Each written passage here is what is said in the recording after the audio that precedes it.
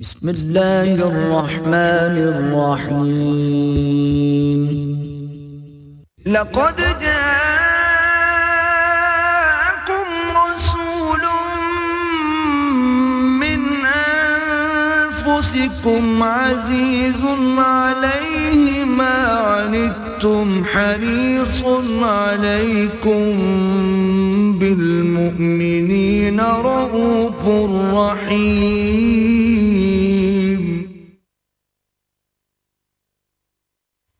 نحمده ونصلي على رسوله الكريم اما بعد فقد قال الله تبارك وتعالى كما ورد في سورة الحديد اعوذ بالله من الشيطان الرجيم بسم الله الرحمن الرحيم ورهبانية ابتدعوها ما كتبناها عليهم إلا ابتغاء رضوان الله فما رعوها حق رعايتها فآتينا الذين آمنوا منهم أجرهم وكثير منهم فاسقون صدق الله العظيم. وعن أم المؤمنين عائشة رضي الله تعالى عنها قالت قال رسول الله صلى الله عليه وسلم من احدث في امرنا هذا ما ليس منه فهو رد وفي رواية لمسلم من عمل عملا ليس عليه امرنا فهو رد متفق عليه. رب اشرح لي صدري ويسر لي امري واحلل عقدة من لساني يفقهوا قولي. اللهم ربنا الہمنا رشدنا واعذنا من شرور انفسنا. اللهم ارنا الحق حقا وارزقنا اتباعه وارنا الباطل باطلا وارزقنا اجتنابه. اللهم وفقنا لما تحب وترضى.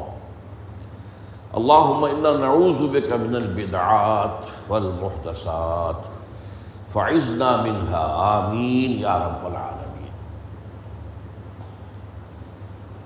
اربعین نووی کی جو 5ویں حدیث ہے اس کے حوالے سے ابھی وہ گفتگو جو ہے چل رہی ہے.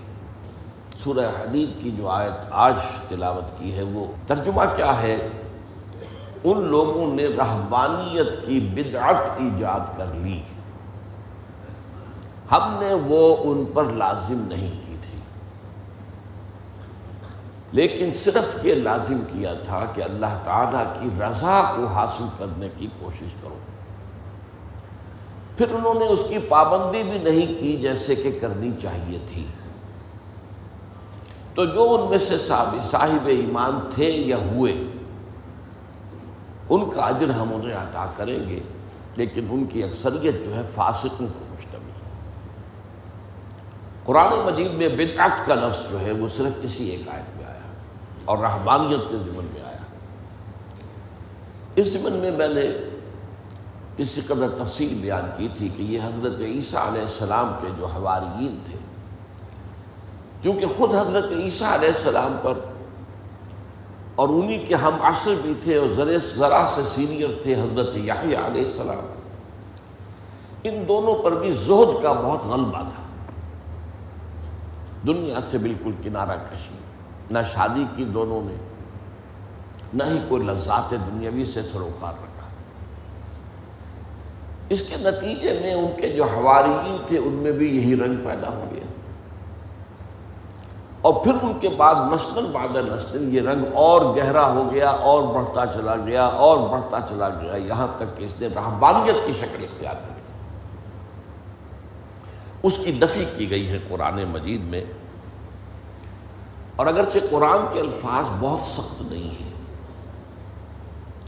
قرآن کے الفاظ کے اندر چونکہ یہ بھی اشارہ ہے کہ پھر انہوں نے پابندی نہ کر سکے وہ جیسے کہ کرنی چاہیے تھی، تو گویا کہ ٹوٹل نگیشن ان کے اس فعل کی نہیں ہوئی، اس لیے کہ ان کی نیتیں نیک تھی. البتہ احادیث مبارکہ میں پھر بڑی شدت کے ساتھ اس کی نفی آئی. بعض حدیثیں میں آپ کو سنا چکا ہوں کہ 3 صحابہ نے ازواج مطہرات سے رابطہ قائم کیا اور حضور کی نفلی عبادات کے بارے میں دریافت کیا. آپ رات کو کتنی دیر نماز پڑھتے ہیں اور روزہ ہر مہینے میں کتنے روزے رکھتے ہیں نفلی؟ اور پھر جب انہیں بتایا گیا تو انہوں نے کہا یہ تو کم ہے۔ ان کی توقع یہ تھی کہ شاید حضور تو اپنی کمر جو ہے بستر سے لگاتے ہی نہیں ہوگے اور ازواج مطہرات سے آپ کا کوئی سروکار ہی نہیں ہوگا، لیکن انہوں نے اپنے دل کو تسلی دی کہ یہ اتنی عبادت حضور کے لیے تو کافی ہے، اس لیے کہ حضور تو معصوم ہے، اور اگر بالفرض کوئی خطا ہوئی ہو تو اللہ پہلے ہی معاف کر چکا ہے۔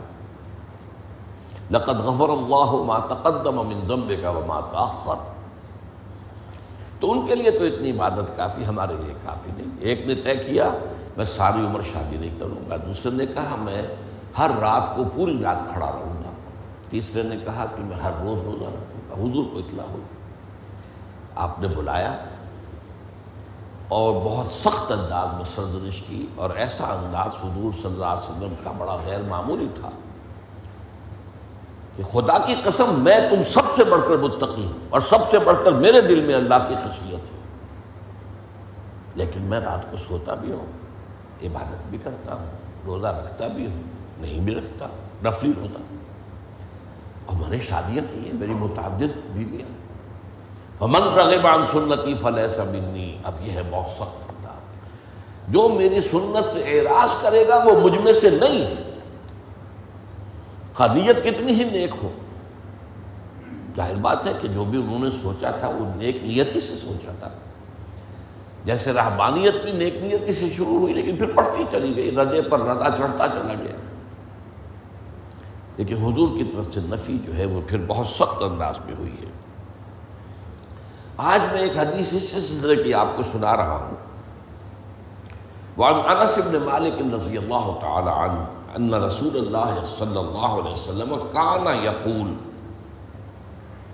حضرت انس رضی اللہ تعالی عنہ جو حضور کے خادم خاص تھے، بچے ہی تھے 9-10 برس کے، کہ ان کی والدہ آ کر حضور کی خدمت میں چھوڑ گئی کہ حضور یہ آپ کی خدمت کرے گا، آپ کے پاس رہے گا، اور انہوں نے پھر پوری حضور کی جتنی حیات دنیاوی تھی اس میں حضور کے خادم کی حیثیت سے اپنے فرائض سر انجام دیا۔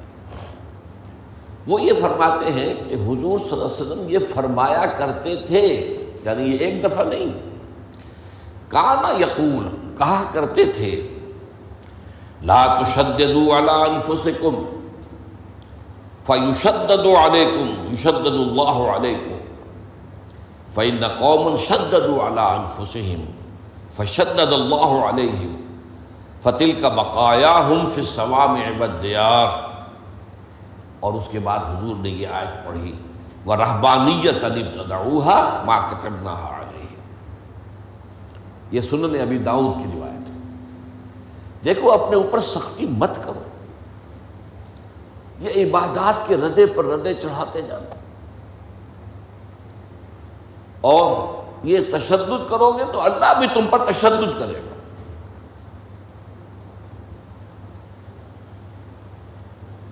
اور جو بھی اس زمرے میں آ جائے گا، تم دیکھ لو ان کے جو بقیات ہیں، باقیات السیئات، وہ عام طور پر خانقاہوں میں اور راہب خانوں میں موجود ہیں، جا کر دیکھ لو۔ وَكَثِيرٌ مِّنْهُمْ فَاسِقُونَ، اگرچہ حضور کے دور تک بھی میں بتا چکا ہوں کچھ لوگ ان میں سے نیک تھے، لیکن اکثریت کا معاملہ یہی تھا کہ فطرت کے ساتھ انہوں نے تصادم کیا، تو ظاہر بات ہے کہ انسان کے اندر جو تقاضے ہیں اللہ نے رکھے ہیں وہ پھر انسان کو پچھاڑ لیتے ہیں، اور پھر آدمی گرتا ہے تو بہت بری طرح گرتا ہے۔ اب آج میں ایک اور حدیث آپ کو سنا رہا ہوں، اور یہ بڑی اہم حدیث ہے، اور اس میں بھی وہ نقشہ آپ کے سامنے آئے گا جو ہم دیکھ چکے ہیں حدیث جبرائیل میں، کہ تھوڑی دیر کے لیے حضور کی محفل کا ایک نقشہ نگاہوں کے سامنے آ جاتا ہے، اور یہی پھر حضرت معاذ بن جبل رضی اللہ تعالیٰ عنہ کی حدیث میں آ چکا ہے۔ یہ حدیث ہے عن الارباض بن ساریہ رضی اللہ تعالیٰ عنہ، ارباض بن ساریہ سے یہ روایت ہے، قال، انہوں نے کہا، صلی بنا رسول اللہ صلی اللہ علیہ وسلم ذات یوم، ایک دن حضور نے ہمیں نماز پڑھائی، امامت فرمائی، ثم اقبل علینا بوجہہ، پھر اپنا چہرہ، اپنا رخ ہماری طرف کر کے آپ نے گفتگو شروع کی، فوعظنا موعظۃ بلیغۃ، پھر آپ نے ایک ایسا واعظ فرمایا جو بہت ہی دلوں میں اتر جانے والا تھا۔ بلیغ، بلغ پہنچ جانا، تو گویا کہ وہ ہمارے دلوں میں سرایت کر گیا۔ ذرفت منہ العیون، اس کی تاثیر اس درجے ہوئی کہ ہماری آنکھوں میں آنسو ابل آئے، بہہ پڑی ہماری آنکھیں۔ ووجلت منہ القلوب، اور ہمارے دل جو ہیں دہل گئے، لرز گئے۔ فقال رجل، تو عرض کیا ایک شخص نے، یا رسول اللہ، اے اللہ کے رسول صلی اللہ علیہ وسلم، کأن ہذہ موعظۃ مودع، یہ تو ایسا محسوس ہو رہا ہے کہ آپ کا یہ وعظ وداع کرنے والے کا وعظ ہے، یعنی کہ گویا کہ آپ اب ہم سے رخصت ہونے والے ہیں۔ معلوم ہوتا ہے کہ یہ آخری وعظ ہے جو آپ نے ارشاد فرمایا، جس درجے کا بلیغ اور مؤثر وعظ آپ نے، اور دلوں میں کھپ جانے والا، جس سے آنکھوں میں آنسو کے جو دریا بہنے لگے اور دل جو ہے دہل گئے۔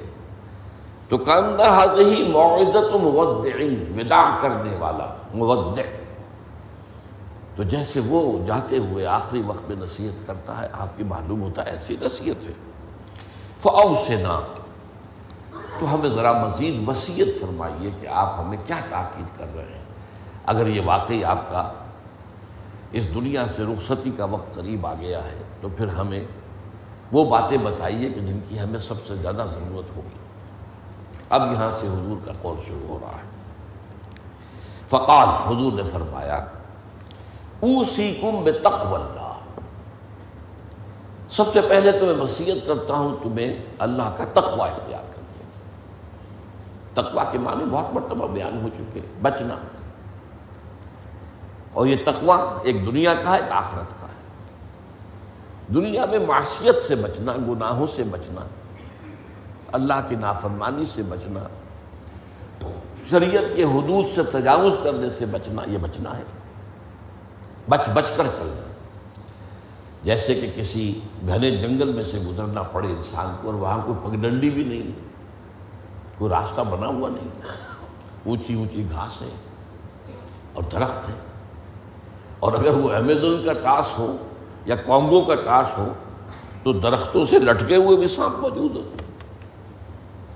تو اب ظاہر بات ہے کہ آدمی کس طرح چوکنا ہو کر پھونک پھونک کر قدم رکھے گا، کہیں ایسا نہ ہو کہ کوئی سانپ کنڈلی مارے بیٹھا ہو اور میرا پاؤں اس پر پڑ جائے، یا اور کسی موذی جانور کا کوئی بھٹ ہو، کوئی بل ہو اور اس میں میرا پاؤں پڑ جائے۔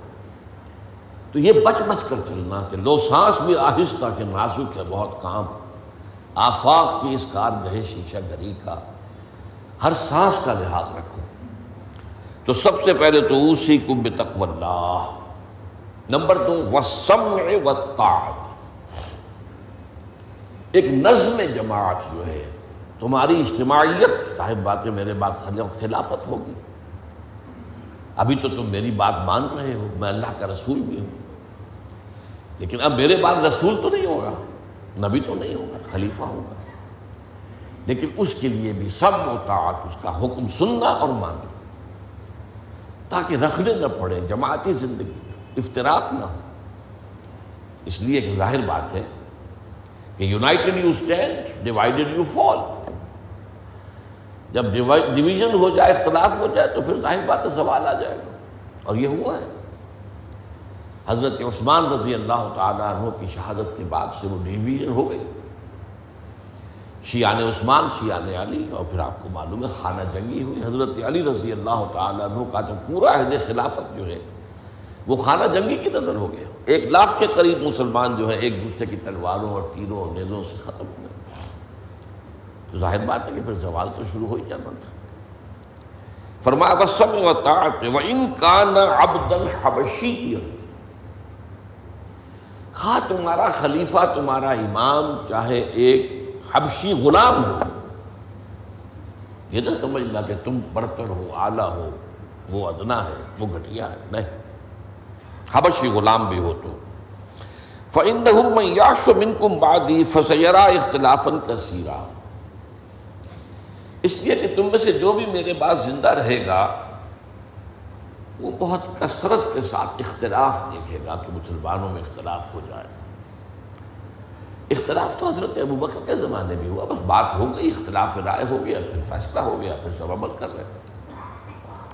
ایسا تو کبھی ہو ہی نہیں سکتا انسانی معاملات میں کہ اختلاف نہ ہو، لیکن اختلاف میں شدت ہو جائے، میری بات لازماً مانی جائے، یہ وہ چیز ہے۔ اعجاب کل ذی رائے برائے ہی، کہ ہر شخص جو صاحب رائے ہے وہ اپنی رائے پہ اڑ جائے اور اسی کو اچھا سمجھے، تو پھر جماعت کیسے چلے گی؟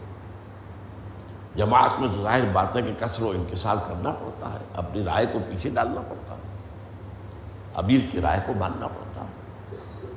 تو فرمایا فَإِنَّهُ مَن يَعْشُ مِنكُم بَعْدِي فَسَيَرَىٰ اخْتِلَافًا كَثِيرًا، اب وہ آیا جو اس موضوع سے متعلق ٹکڑا ہے، فَعَلَيْكُمْ بِسُنَّتِي وَسُنَّتِ الْخُلَفَاءِ الرَّاشِدِينَ الْمَهْدِيِّينَ، تو تم پر واجب ہے کہ میری سنت کو پکڑے رکھنا اور میرے خلفائے راشدین کی سنت کو پکڑے رکھنا،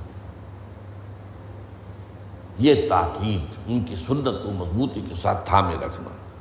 المہدیین، یہ جو خلفائے راشدین ہوں گے یہ مہدی ہوں گے، مہدیین ہدایت یافتہ ہوں گے۔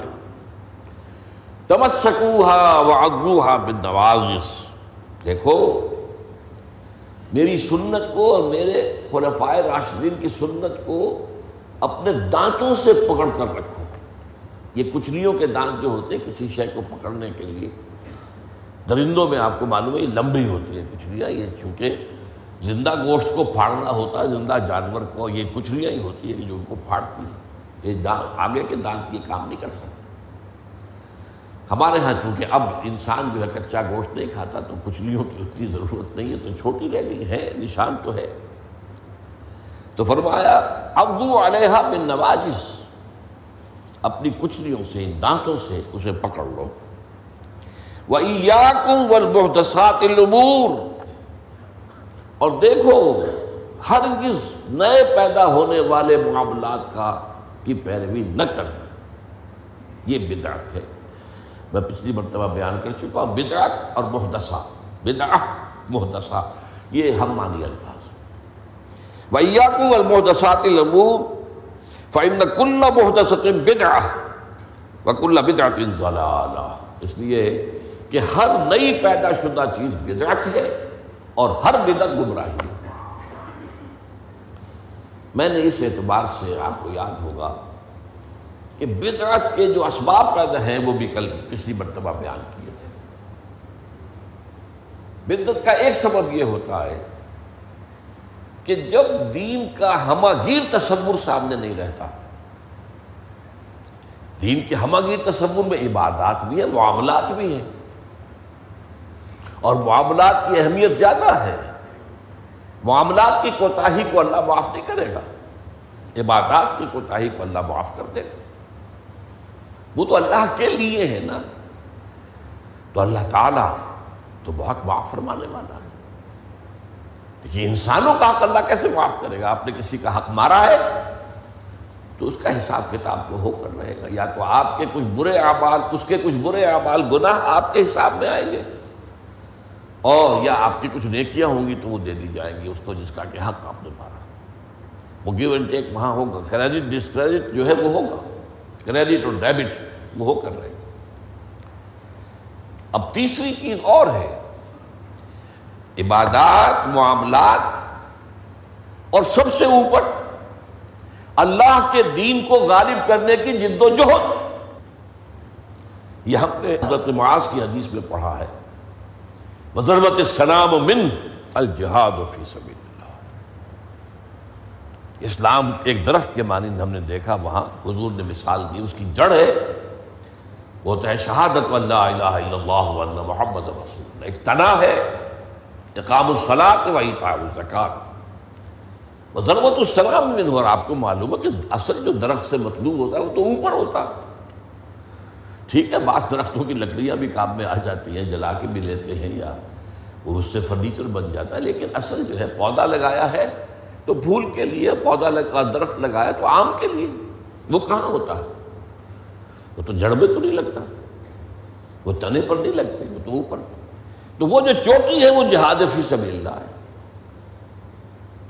اب کچھ لوگوں کی زندگی سے یہ جہاد خارج، انہیں تصور ہی نہیں کہ یہ بھی کوئی فرض ہے۔ باطل کے نظام کے تحت آرام سے رہ رہے، پاؤں پھیلا کر سوتے ہیں، اپنا پروفیشن، اپنا کاروبار، اپنا دھندا، انہیں اس سے غرض ہی نہیں کہ ہو کیا رہا ہے ماحول میں، اللہ کے دین کو کیسے اس کی دھجیاں بکھیری جا رہی ہیں، شریعت کو کیسے پامال کیا جا رہا ہے، دین میں کیسی تبدیلیاں کی جا رہی ہیں، انہیں فکر ہی نہیں۔ تو ادھر سکڑ کر آ گئے۔ اور کچھ لوگ وہ ہیں جو معاملات کو بھی چھوڑ بیٹھے، کاروبار میں تو سود کیا کرے، لینا ہی ہے، دینا ہی ہے، بینک سے روپیہ لیے بغیر کاروبار کیسے بڑھائیں، کارخانہ تو لگانا ہی ہے، تو بینک سے تو قرض لینا ہی ہے، چھوٹے مکان میں کیسے رہوں، بڑی حویلی تو بنانی ہی ہے، بعض جو ہے بینک سے قرضہ لینا ہی ہے، یا اسی طریقے سے اور کا معاملات کے اندر جو ہے وعدہ خلافی ہو رہی ہے، جھوٹ ہے وغیرہ وغیرہ، دھوکہ ہے۔ اب وہ دین سکڑا، ایک حصہ اقامت دین کی جد و جہد خارج از بحث، معاملات اس کے اندر بھی کمی، تو اب سارا جو گاڑھا پن ہے وہ عبادات میں آ گیا۔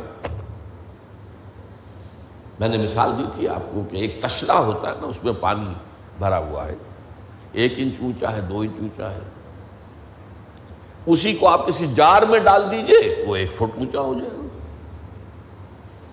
تو جب آپ نے یہ بیس اس کا تنگ کر دیا، نہ اقامت دین کی جد و جہد رہی اور نہ معاملات کی پیروی رہی، تو سارا زور اب عبادات، ہر سال عمرہ فرما رہے ہیں، کمائی حرام کی ہے۔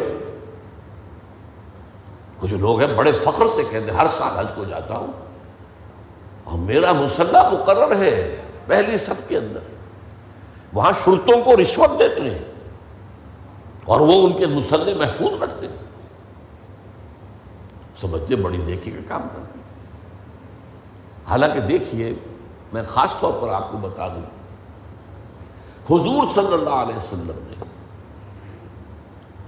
جو عمرہ قضا تھا صلح حدیبیہ کے بعد ہوا، اس کے بعد کوئی عمرہ نہیں کیا۔ سن 8 ہجری میں مکہ فتح ہو گیا، اس کے بعد تو آپ بادشاہ تھے، اب کون روکنے والا تھا؟ کوئی عمرہ نہیں کیا۔ وہ ساری جد و جہد دین کو غالب کرنے کے لیے ہو رہی ہے، آپ کا سارا وقت اس میں لگا ہوا ہے۔ پھر حج نہیں کیا، سن 8 میں رمضان میں مکہ فتح ہو چکا ہے، آپ حج کر سکتے تھے، سن 9 میں بھی نہیں کیا۔ قافلہ جو ہے حجاج کا وہ بھیج دیا، مدینے سے روانہ کر دیا، حضرت ابو بکر کو امیر الحج پر خود دی گئی۔ صرف ایک حج ہے، وہ آخری حج جسے ہم حجۃ الوداع کہتے ہیں۔ اس سے سمجھنا چاہیے ریشیو پروپورشن دین میں کیا ہے، واٹ از واٹ، کس چیز کی کیا قدر و قیمت ہے، کون سی چیز کتنے درجے میں مطلوب ہے۔ یہ جب جو ہے جیسا کہ میں نے کہا یہ دین کا تصور سکڑے گا تو عبادات، اور یہ عبادات خلوص کے ساتھ ہو رہی ہوں گی، اور ان عبادات کے اندر تشدد بھی ہوگا اپنے اوپر، اور مبالغہ ہوگا، بڑھاتے چلے جائیں گے، اور یہاں تک کہ اس میں بدعات ایجاد ہو جائیں گی۔ اب خاص طور پر شب برات، قدوی شب پر بہت جو ہے عبادت کر، باقی تو جو کچھ ہوتا ہے اس کو تو چھوڑ دیجئے، آتش بازی ہوتی ہے یا کچھ اور جو ہنگامہ ہوتا ہے، جو جشن، یہ تو کچھ سرے سے دین سے کوئی سروکار ہے ہی نہیں۔ لیکن خاص طور پر اس رات کو مقرر کر لیا، حالانکہ کوئی قوی احادیث موجود نہیں ہے۔ اسی طریقے سے معراج کی شب، وہ ساری چیزیں کیوں ہو رہی ہیں؟ اس لیے کہ عبادات کا جو معاملہ ہے پوری توجہ ان پر مرتکز ہو گئی۔ اچھا، دوسرا مسئلہ کیا ہوتا ہے عبادات میں بھی ایک ہے ان کا ظاہر رسم، ایک ہے باطن روح۔ ایک نماز کا ظاہر ہے، فقہی طور پر آپ نے بالکل صحیح نماز پڑھ لی، صحیح وضو کیا، پھر اس کے بعد آپ نے تکبیر تحریمہ کہی، ہاتھ اٹھائے، باندھ لیے، ثنا پڑھی، فاتحہ پڑھی، کچھ اور قرآن کا حصہ پڑھا، پھر رکوع میں گئے، تسبیحات کی، پھر کھڑے ہو گئے، پھر سجدے میں گئے، پھر بیٹھے، پھر سجدے گئے، پھر اٹھ کھڑے ہوئے۔ یہ جو رسم نماز ہے، اس کی ظاہری شکل، رسم کہتے ہیں ظاہری شکل کو، رہ گئی رسم ازاں روح بلالی نہ رہی، فلسفہ رہ گیا تلقین غزالی نہ رہی۔ اب اگر اسی پر توجہ مرتکز ہو جائے گی تو روح دین کی طرف سے توجہ ہٹ جائے گی۔ اس ظاہر کے بارے میں تو بڑی نیم میخ ہوگی، چھوٹی چھوٹی باتوں کے اوپر اختلاف ہو جائے گا، من دیگرم تو دیگری، یہ کیا کیا تو نے، آمین زور سے کہہ دیا، یہ ہماری مسجد میں آیا کیسے تو، آئندہ جرت نہ کرنا، ٹانگیں توڑ دیں گے، یہ کیا رفع یدین کر رہے ہیں۔ چھوٹی چھوٹی چیزیں،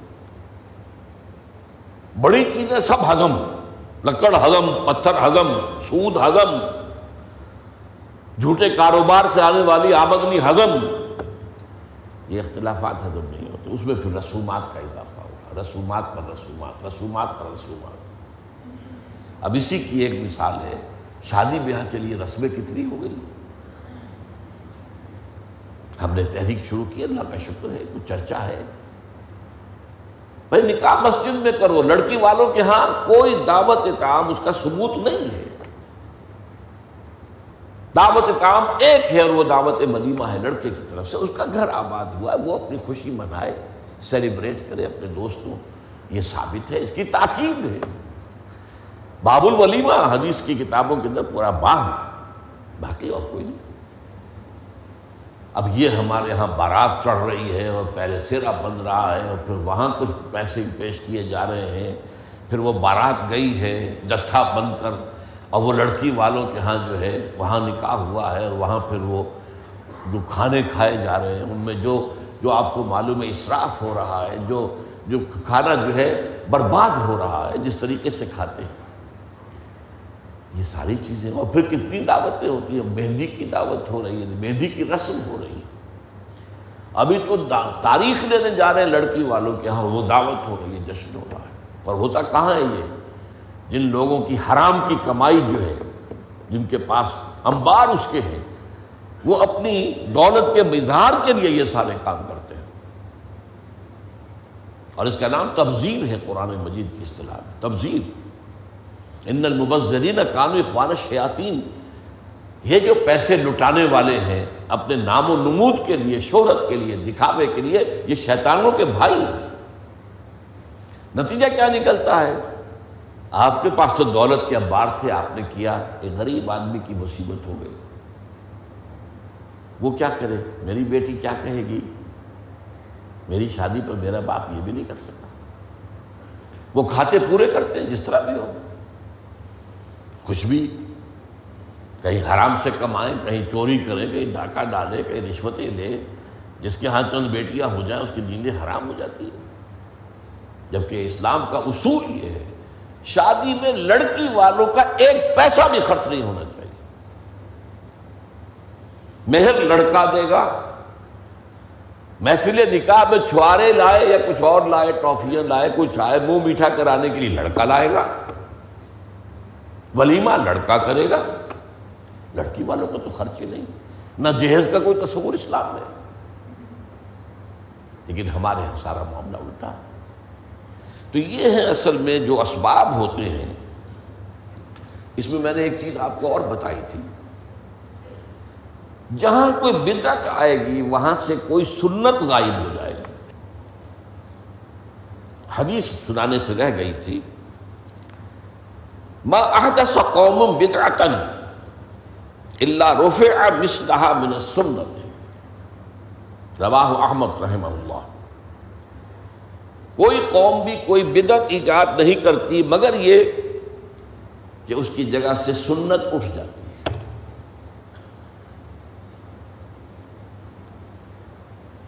ایک اور حدیث میں آپ کو آج سنانا چاہتا ہوں تاکہ یہ مسئلہ جو ہے اچھی طریقے سے کھل کر واضح ہو جائے. وعن بلال بن الحارث المزنی رضی اللہ تعالی عنہ قال قال رسول اللہ صلی اللہ علیہ وسلم من احیا سنتا من سنتی قد امیتت بعدی فإن له اجر مثل اجور من عمل بها من غیر ان ينقص من اجورهم شیئا.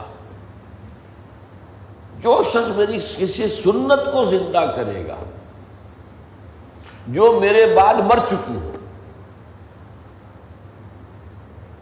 اب دیکھیے یہ سنت ہم نے زندہ کی ہے. شادی نکاح بس سنت کون کرتا تھا؟ اسے تو حد تک سمجھتے تھے توہین.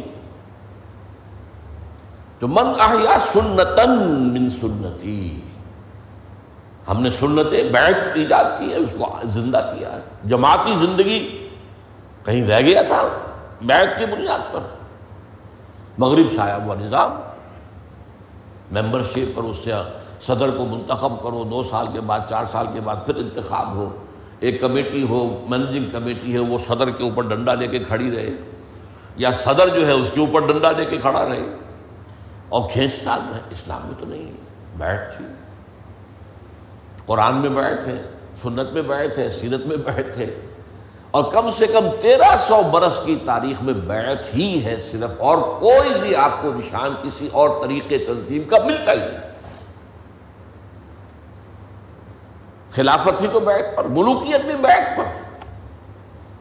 یہ خلفاء جو کہلاتے تھے بنو امیہ کے اور بنو عباس کے بیعت لیتے تھے. پھر جب جو ویسٹرن کولونیلزم آ گیا ان کے خلاف جو تحریکیں ابھری وہ بیعت پر. مہدی سوڈانی بیعت کی بنیاد پر، امام شامل روسیوں کے خلاف بیعت کی بنیاد پر. اسی طریقے سے عبد القادر جزائری بیعت کی بنیاد پر، السنوسی بیعت کی بنیاد پر. لیبیا میں ہمارے ہاں سید احمد شہید رحمۃ اللہ علیہ بیعت کی بنیاد. پھر ہمارے ہاں ایک علیحدہ معاملہ بن گیا، حالانکہ شریعت میں اس کا کوئی مسئلہ نہیں ہے، لیکن بہرحال اچھی بات تھی لوگوں کو کچھ اللہ کا جو ہے کلمہ سکھا دینا، بات بتا دینا، کوئی نیکی کی تلقین کر دینا، جسے آپ کہتے ہیں بیعت ارشاد پیری مریدی، وہ بھی بیعت پر. تو جو کام بھی ہوا بیعت پر ہوا. اس بیعت پہ بھی اللہ کا شکر ہے اور اللہ کا ہم پر فضل ہے. ذالک من فضل اللہ علینا، ہم نے اسے زندہ کیا. تو من احیا سنتم من سنتی قد امیتت بعدی، جس نے زندہ کیا میری سنت میں سے کسی سنت کو جو کہ میرے بعد مر چکی ہو، فإن له اجر مثل اجور من عمل بها، تو اس سنت پر اب جو لوگ بھی عمل کریں گے جتنا اجر انہیں ملے گا اتنا ہی اس شخص کو بھی ملتا رہے گا جس نے اس کا آغاز کیا، جس نے اسے زندہ کیا. اس کے حساب میں کریڈٹ ہوتا رہے گا بغیر ان ينقص من اجورهم شیئا. اس پر عمل کرنے والوں کی اجر میں کوئی کمی نہیں ہوگی، وہ اجر انہیں ملے گا، لیکن یہ کہ اتنا ہی اجر اس شخص کے حساب میں لکھا جاتا رہے گا جس نے کہ میری کسی مردہ سنت کو زندہ کیا. اب اس کے برعکس وَمَنِ ابْتَدَعَ بِدْعَةً ضَلَالَةً، اور جس شخص نے کوئی گمراہی والی بدعت ایجاد کی، لا یرضاہ اللہ ورسولہ، جس پر کبھی راضی نہیں ہو سکتے اللہ اور اس کے رسول. وہ تو ہم پڑھ چکے ہیں، حدیثیں کتنی سامنے آ چکی. فإن علیہ من الاسم، تو اس پر گناہ کا بار بڑھتا رہے گا، مثل آثار من عمل بها، جو بھی اس بدعت پر عمل کریں گے ان کے جو گناہوں کی پاداش ہوگی، اس کے جو گناہ ہیں وہ اس کے حساب میں بھی درج ہوتے رہیں گے، وہ ڈیبٹ ہوتا رہے گا بغیر ان ينقص ذلك من اوزارهم شیئا، بغیر اس کے کہ ان کے اپنے بوجھ میں سے کوئی کمی ہو. وہ تو جب عمل کر رہے ہیں بدعت پر تو ان کو تو جو گناہ ملنا ہے ملنا ہی ہے، جو سزا ملنی ہے اتنا ہی معاملہ جس شخص نے اس کا آغاز کیا تھا اس کے حساب میں درج ہو جائے گا. یہ ترمذی کی روایت ہے. ایک اور حدیث سنیے.